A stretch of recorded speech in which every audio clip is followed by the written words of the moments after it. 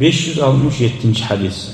Ve an Abi Sa'id el-Hudri radıyallahu anh قال بينما نحن في سفر مع النبي صلى الله عليه وسلم إذ جاء رجل على راحلة له.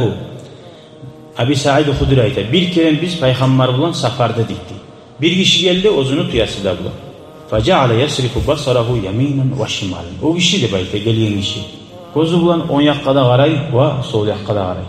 Peygamber sallallahu aleyhi ve sellem anladı bu adam ne suyagayni. Faqala aytdi.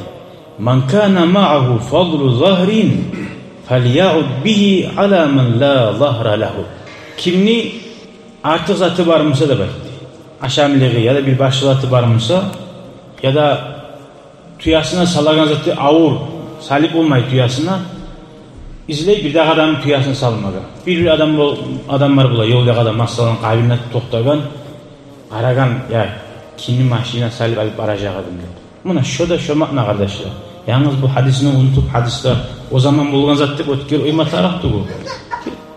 Şöyle adamı görgen zamandan şoğar kömek etmek. Peygamber aytadi turacı. Kimni yeri varmasa şoğar kömek ettiğiz deb anlatgan. Ve men kana lahu fadlun min zadin. Kimni aşeyen zatı artık varmasa felya'ud bihi ala man la zada lahu. Şu adam bersin, o'zini aşama zatı yok adamga bersin. Ay safarda chibarida. Ve sen bizatta almagansa, uyalgansa deyin, bizim ilk hayletkense deyin, safarga çağırını bilmeyedin bilip şoğar turtup gözünü çağırmayın. Belki o alıp çıkan iyidir, belki sumkasını tasette koygandır. Neçe türlü hal bolup bular. Bu surmalar biri-birine kömekleşmek hakkından çakara bizge bu hadis. Peygamber aytadi turadi, kimne barımsa etsin dedi. Fazakara min asnafil mali ma zakara hatta ra'ayna annahu la haqqa li ahadin minna fi fadlin.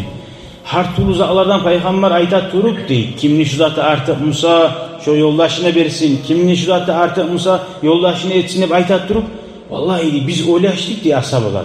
Men ikisam ne yazarken meni ihtiyarım yoktur artık Musa. Şonu kun yemik deb oylaştık deb aytdi.